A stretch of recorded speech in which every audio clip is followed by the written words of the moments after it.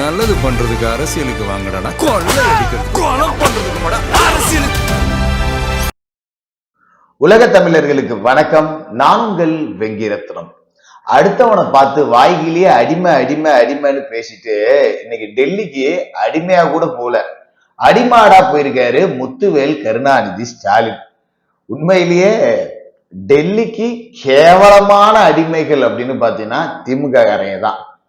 ஏன்னா எப்பவுமே பாத்தீங்கன்னா காங்கிரஸ் ஆட்சியில இருக்கும் போதெல்லாம் திமுகவை கொத்தடிமையா தான் வச்சிருப்பானுங்க.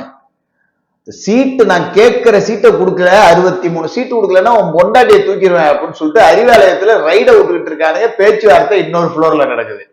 மிரட்டி இருக்காங்க. 63 சீட்டு தெரியா, உங்க ஆத்தா அக்கா தங்கச்சி அத்தனை பேத்தையும் தூக்கிட்டு போய் உள்ள வச்சு குத்துன்னு குத்தி போடுவோம் 2G கேஸ்ல அப்படின்னு. அப்படியே பயந்து பம்மி ஆளே இல்லாத காங்கிரஸுக்கு இருக்கையிலே 2011 தான் காங்கிரஸ் ஒரு மோசமான நிலைமையில இருந்தது. அதுவும் 2009 ஈழப்படுகொலைக்கு பிறகு ரொம்ப காங்கிரஸுக்கு காங்கிரஸ்காரன் கிடைச்சான்னா கழட்டிக்கிட்டு அடிக்கிற அளவுக்கு தமிழ்நாட்டு மக்கள் கோபத்துல இருந்தாங்க. அப்படிப்பட்ட சூழல்ல பயந்து பம்மி அடிமையாகி திருட்டு கேஸ்ல நாம மாட்டிக்குவோம், எப்படியாவது ஜெயிலுக்கு போகாம வெளியில இருக்கணும்னு பயந்துகிட்டு 63 சீட்டு கொடுத்த வரலாறு உங்களுக்கு தெரியும். வேணா வட சுடலாம் வித்தியாசமா. ஏன்னா 2006 காங்கிரஸுக்கு அவ்வளவு சீட்டு கொடுத்தீங்களா? 2011 கொடுத்தீங்க. 16 ஏன் கொடுக்கல? 21 ஏன் கொடுக்கல? 63 சீட்டு காங்கிரஸோட வரலாறுல எங்கேயாவது பாத்துறீங்களா? பயந்துகிட்டு இன்னும் சொல்ல போனா தொடர் நடுங்கிக்கிட்டு கருணாநிதி இன்னும் 10 சீட்டு கூட எடுத்துக்க, என் மோளை விட்டுருங்க அப்படிங்கிற அளவுக்கு கதறி கதறி கதறி பயந்தாங்குழிகளா வாழ்ந்தது இந்த திமுக கொத்தடிமைகள். இவங்கதான் அடுத்தவனை பார்த்து அடிமை அப்படிம்பாங்க. ஆளே இல்லாத காங்கிரஸ் இப்ப தேமுதிக கூட்டணிக்குள்ள வந்துருச்சு. மத்த கட்சிகள்லாம் கூப்பிட்டு ஊருக்கு இழிச்சவாயம் பிள்ளையார் கோயில் ஆண்டிதாங்கிற மாதிரி இந்த முஸ்லீம் இருக்காங்கல்ல, பாஜக உள்ள வந்துரும் அப்படின்னு சொல்லி திமுக கழட்டிக்கிட்டு அடிச்சாலும் திமுகவுடைய கூட்டணி வச்சிருக்கக்கூடிய முஸ்லீம் இயக்கங்கள் இவங்களுக்கு எல்லாம் ஒரு சீட்டை புடிங்கியாச்சு. பாருங்க, இப்ப 3 சீட்ல நின்னாங்க, 2 சீட் ஆகிட்டாங்க. அடுத்து திருமாவளவன் கிட்ட 1 வருவாங்க, குறைச்சிக்கிறியா அப்படின்னு. இப்படிப்பட்ட ஒரு மோசமான நிலைமையில நியாயமா காங்கிரஸுக்கு தான் சீட்டை குறைக்கணும். விசிகாவை விட காங்கிரஸ் பெரிய கட்சியா என்ன தமிழ்நாட்டுல? இன்னைக்கு திமுக கூட்டணியில திமுகவுக்கு அடுத்து ஓரளவுக்கு வாக்கு வங்கி உள்ள கட்சி, ஒரு 4% 5% வாக்கு உள்ள கட்சி அப்படின்னு எடுத்து பாத்தீங்கன்னா விசிகா தான். ஆனா திருமாவளவன் நமக்கு அடிமை சேவகம் பண்றது, அறிவாலயத்துக்கு ஊழி அடிக்கிறதையே தன்னோட வாழ்நாள் லட்சியம்னு சொல்லிட்டு இந்த தலித்துகளை பூரா கொண்டு போய் பிஜேபி உள்ள வந்துடும், சனாதனத்தை நாங்க அறுத்து தள்ளிடுவோம் அப்படின்னு சொல்லிட்டு நல்ல விலைக்கு வித்துட்டாப்ல. இப்ப காங்கிரஸ் விஜய் இந்த பக்கம் இருக்காரு அப்படின்னு சொல்லி விஜய் பேசுற மாதிரி பேசிக்கிட்டு அந்த பக்கம் ஒரு மாதிரி டீல் பேசிக்கிட்டு ரேட்டை ஏத்திக்கிட்டாங்க. நியாயமா தமிழ்நாட்டில் உள்ள காங்கிரஸ்காரன் போறா நேரா பனையூர் போய் விஜய் காலை கழுவி குடிக்கணும். எப்பா சாமி, நீ இருந்ததாலதான் எங்களுக்கு 28 சீட்டு ஒரு ராஜ்யசபா சீட்லாம் கொடுத்தானோ, இல்லாட்டி தேமுதிக வந்திருக்கு, நீ 5 சீட்டை குறைச்சிக்கின்னு எங்களை 20 கொண்டாந்து விட்டுருப்பாங்க. நம்ம எதிர்த்தே பேச முடியாது. ஏன்னா வாலிய வேற நாங்க தலைவரா வச்சிருக்கோம். வாலி அங்க இருந்து போயிட்டு போகும்போது இப்படிதான் போவோம். வெளியில அடுத்தவங்க விட்டுக்குன்னா இப்படி பக்கெட்டை தூக்கிட்டு அது பாட்டுக்க வேகமா போவோம். அறிவாலயத்துக்குள்ள போனா மட்டும் இப்படிதான் போவோம். அப்படிப்பட்ட ஒரு தலைவரை வச்சிருக்கோம். எங்களை 15 சீட்டு கொண்டாந்து விட்டுருப்பானோ. நல்ல வேலையா விஜய் கட்சி தொடங்கினாரு, அங்கிட்டு கூட்டணி பேசுறாப்புல பேசிக்கிட்டு சீட்டு வாங்கிட்டோம். இதுல முதல்வர் பெரிய வரலாற்று சிறப்பு மிக்க இந்த காங்கிரஸ் அறுத்து தள்ளிரும் எல்லாத்துலயும் அப்படின்னு சொல்லிட்டு நேத்து எப்படிட்டாரு பேசி முடிச்சுட்டாங்க. கருமாதி எடுக்க 5 வருஷத்துல தமிழ்நாட்டை நீங்க ஆண்டு கழிச்ச லட்சணத்துக்கு தமிழ்நாட்டை நாசம் பண்ணி முடிச்சு கட்டிட்டு காங்கிரஸ் முஸ்டாராம். உங்க கூட கூட்டணி வச்சதுல இருந்தே காங்கிரஸ் தான். இதை அப்படியே கௌரவமா வர பாக்குறாங்க. இவங்க ஆண்டு கிழிச்ச லட்சணத்துக்கு ஜெயிக்க முடியாதுன்னு 5000 ரூபாய் போடுறது என்ன, இந்த ஓஏபி பணத்துக்கு 2000 ரூபாய் எக்ஸ்ட்ரா போடுறது என்ன, அண்டா வர கொடுக்குறாங்க. இப்ப டோக்கன் ஒண்ணு கொடுத்துருக்காங்க எல்லா வீட்டுக்கும். கொடுமையோட உச்சம் என்ன தெரியுமா? என் வீட்டுக்கு டோக்கன் வந்துருக்கு. இதான் அந்த டோக்கன் பாருங்க. இதை கொட்டி கொடுத்தா ஒரு அண்டாம் தராயலாம். நேத்து போய் ஜனங்களாம் வாங்கிட்டு வந்தாங்க, நம்ம போக மாட்டோம். ஏன்னா இப்ப திமுக காரன் திருடின காசுல நம்ம கொடுக்குறான். இப்ப கவர்மெண்ட் அரசு சார்பா கொடுக்குது அப்படின்னா அது என்னோட வரிப்பணம் அதுல இருக்கு. அதை நான் போய் வாங்கிப்பேன். 5000 கொடுத்தாலும் வாங்கிப்பேன், 10,000 கொடுத்தாலும் வாங்கிப்பேன். ஏன்னா அதை கொடுக்கறது திமுக இல்ல, கருணாநிதி குடும்பம் காசு கொடுக்கல, முத்துவேல் கருணாநிதி கொடுக்கல, ஸ்டாலின் கொடுக்கல, உதயநிதி கொடுக்கல, இன்பநிதி கொடுக்கல, தமிழ்நாடு அரசு கொடுக்குது. நான் ஒரு தமிழ்நாட்டு குடிமகனா வரி கட்டுறேன், அதை நான் வாங்கிப்பேன், எனக்கு அதுல உரிமை இருக்கு. பட் இது இவனுங்க திருடி சம்பாதிச்ச காசு, இதை போய் வாங்கினா அந்த பாவத்தை நான் சுமக்கிற மாதிரி ஆயிடும். என்னம்மா பெரிய அண்டா வாங்குறதுக்கு காசு இல்ல? ஏன்டா நான் தெரியாம தான் கேட்கிறேன். 5 வருட ஆட்சியில வராத ஓட்டா இந்த அண்டாவில வந்துட போகுது. 750 ஸ்பேர் பார்ட்ஸ் இருக்கு, இதுல ஓடாத வண்டியாடா இந்த எலுமிச்சம்பழத்துல ஓட போகுது அப்படிங்கிற மாதிரி அண்டா வேற கொடுத்துட்டு இருக்காங்க. இதுக்கு திமுக கூட்டணி கட்சிகள்லாம் முட்டு வேற கொடுத்துட்டு இருக்காங்க. கேவலம், வெக்கம், மானம், ரோசம், சூடு, சொரணை எதுவுமே இருந்த திமுகவில் இருக்க போறது இல்ல. இதெல்லாம் கொடுத்தாலும் ஜெயிச்சலான்னு பாக்குறாங்க. நம்ம கிட்ட இவ்வளவு பெரிய அண்டாவை கொடுத்துட்டு அவங்க மலையா வெட்டி திருடுவாங்க, வச்சு செய்வாங்க. 10 லட்சம் கோடி கடனை வாங்கியாச்சு, அடிச்சு தின்னாச்சு, வாக்கியரிசியை போட்டாச்சு. நான் அதனாலதான் சொன்னேன், இந்த குண்டானை வாங்கி வச்சுக்கங்கம்மா, திமுக வாக்கியரிசி நெல் எடுக்கிறதுக்கு உதவும், பத்திரமா வாங்கி வச்சுக்கீங்க அப்படின்னு சொல்லிட்டு அப்படிதான் ஓடிக்கிட்டு இருக்கு.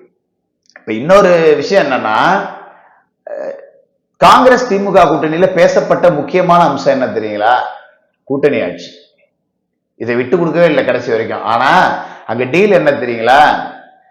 ஆட்சிக்கு வந்த பிறகு நாங்க மந்திரி சபையில இடம் கொடுக்குறோம், ஆனா வெளியில சொல்லிடாதீங்க, ஏன்னா நாங்க தமிழ்நாட்டை டெல்லியில இருந்து ஆளக்கூடாதுன்னு இங்க வடை சுட்டுக்கிட்டு இருக்கோம். அந்த வடை சுடுற எண்ணெயை கொண்டாந்து எங்க மூஞ்சிலேயே ஊத்தி விட்ட மாதிரி ஆயிடும். அதனால நம்ம எலெக்ஷனுக்கு பிறகு பார்த்துக்கலாம். பெரும்பான்மை எங்களுக்கு கிடைக்கலன்னா அப்புறம் வேற வழி இல்லைன்னு நாங்க 2 மந்திரி 3 மந்திரி கொடுக்குறோம், இப்ப எதுவும் பொது வெளியில பேசிடாதீங்க அப்படின்னு போய் சரணடைஞ்சிருக்காங்கள காங்கிரஸ். கிட்டத்தட்ட காங்கிரசிடம் மண்டியிட்ட திமுக, டெல்லியின் கொத்தடிமை ஸ்டாலின் அப்படின்னு தான் இதுக்கு நான் தலைப்பே வச்சிருக்கேன். அப்படிதான் இந்த விவகாரம் எல்லாமே நடந்திருக்கு. இதுல விஜய் அவர்கள் கிட்டத்தட்ட ஏமாற்றப்பட்டிருக்காரு. அரசியல் இந்த மாதிரி துரோகம்லாம் நடக்கும், பட் அது விஜய்க்கும் தெரியும். அதனால அதை பத்தி நாம பெருசா யோசிக்க வேண்டியதில்லை.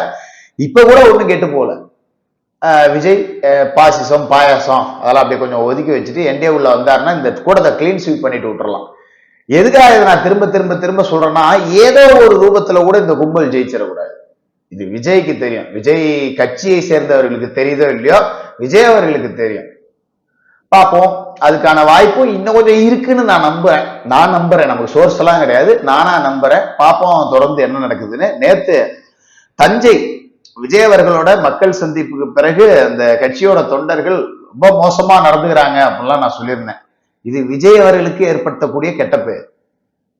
அதான் ஏற்கனவே சொன்னல, அதை திரும்ப திரும்ப நம்ம சொல்லிட்டு இருக்க வேண்டியது. பாக்குற பொது மக்கள் இவனுக்கு கொஞ்சம் கூட அறிவே இல்லையா, அந்தாலே வர வேணாம்னு சொல்றாரு. இப்ப ஏன் அந்தாலே கெட்ட பேரை ஏற்படுத்தி விடுறீங்க? அழகா டிவியில உட்காந்து பாக்கலாயா? இதை விடவா அங்க நீங்க போய் கிளியரா பாத்துற போறீங்க? போய் அவரு கெட்ட பேரை ஏற்படுத்தாதீங்கயா அப்படிங்கிற மாதிரி நிறைய பிரச்சனைகள் நடந்தது. இதுல நேத்து ஒரு வீடியோ வந்துச்சு, ஒரு போலீஸ் வேன் ரிவேஸ்ல வந்த மாதிரி.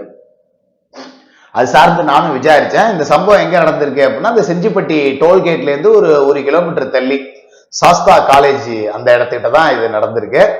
என்னன்னா, விஜய் அவர்களோட வாகனம் போகுது, பின்னாடி துரத்திட்டு வராங்க.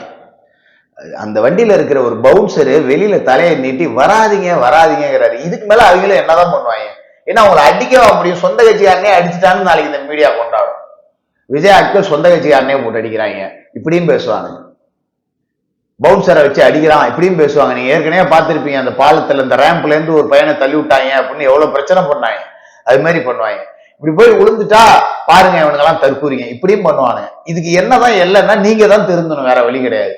உங்க தலைவன் நீங்க தான் கொண்டாடுறீங்க, பட் அந்த ஆளுக்கே அந்த நபருக்கே நீங்க கெட்ட பேர் எடுத்து கொடுக்குறீங்கன்னா நீங்க என்ன தொண்டர்கள்? அதுக்கு நீங்க போகாமே இருந்திருக்கலாம். நீங்க போகாம இருந்தீங்கனாலே கூட்டம் நல்லா நடக்கும். எதுக்காக இப்படி அடிச்சு பிடிச்சிக்கிட்டு அந்த அவருக்கும் கெட்ட பேரை ஏற்படுத்தி கொடுத்துட்டு போயிடுறீங்க? பட் அந்த இடத்துல போலீஸ் ட்ரெயின் ரிவேஸ்ல வந்துச்சா அப்படின்னு கேட்டா, அது ஒரு சர்வீஸ் ரோடு.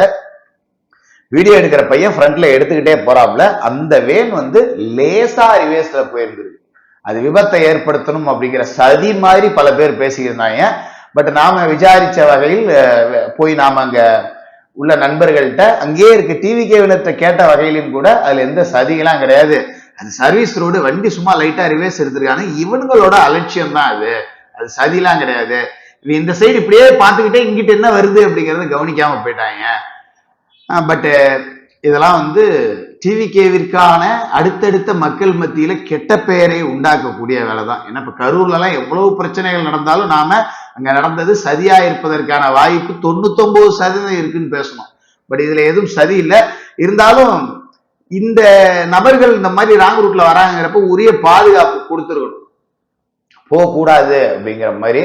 பட் இதுல நாம பெருசா காவல்துறையை குறையும் சொல்ல முடியாது. உங்களுக்கு எங்கடா பூச்சி அறிவு அப்படிங்கிற மாதிரி கேள்வியை தான் நம்ம இந்த இடத்துல வைக்க முடியும். இதுல ஒரு அடிப்பட்ட பையன் வந்து காலேஜுக்கு போறேன்னு சொல்லி போயிருக்கான். இதெல்லாம் சாதாரண விஷயம். அவன் கட்டடிச்சுட்டு என்னென்ன வேலையை பார்க்கறான், அவன் கூட்டத்துக்கு தானே போறான். ரைட், ஓகே, அதை பத்தியெல்லாம் நம்ம கவலைப்பட வேண்டிய விஷயம் இல்லை. இந்த டிவிக்கு தொண்டர்கள் இதை நினைச்சு கவலைப்படணும். சும்மா போயிட்டு ஏயா கெட்ட பேரை உண்டாகி கொடுக்குறீங்க. ஏற்கனவே டிவிக்காரன் ஏதாவது ஒரு மூலையில தப்பு நடந்தா அதை எடுத்து ஊதி பெருசாக்கலாமா அப்படின்னு சொல்லிட்டு இந்த RS பாரதி ஊடகங்கள் கடந்து வானத்துக்கும் பூமிக்குமா குளிச்சுக்கிட்டு இருக்கானுங்க.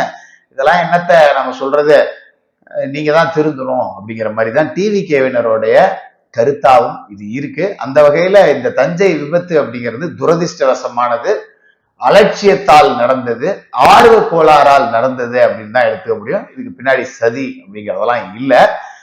எது எப்படியோ நாங்க அடிபணிய மாட்டோம், அஞ்ச மாட்டோம், டெல்லியில இருந்து தமிழ்நாட்டை ஆளக்கூடாது அப்படின்னு வடக்கதை பேசிட்டு கருணாநிதி வகையில டெல்லிக்கு அடிமையாக புறப்பட்டு இருக்கிறார் முத்துவேல் கருணாநிதி ஸ்டாலின். ஏன்னா ஈழத்துல மக்கள் செத்து குவிச்சப்ப, கொண்டு குவிச்சப்ப கருணாநிதி கிட்ட பேசும்போது ஒரு அடிமை எப்படி இன்னொரு அடிமைக்கு உதவ முடியும் அப்படின்னு தான் மத்திய அரசுக்கும் டெல்லிக்கும் அடிமை அப்படின்னு அடிமை சாசனம் எழுதி கொடுத்த கருணாநிதியின் மகன் முத்துவேல் கருணாநிதி ஸ்டாலின் இப்போது ராகுல் காந்தியிடமும் சோனியா காந்தியிடமும் ஈழ கொலைகளுக்கு காரணமான இந்த குடும்பத்திடம் மண்டியிட்டு தமிழர்களுக்கு துரோகத்தை செய்துள்ளார். அது அவங்களோட குலத்தொழில், அதை தான் செய்வாங்க. அவங்கள அடிச்சு விரட்டுறது தான் நம்மளோட வேலையா இருக்கணும். 2026 அதை செய்வீங்கன்னு நம்புறேன். தொடர்ந்து பேசுவோம்.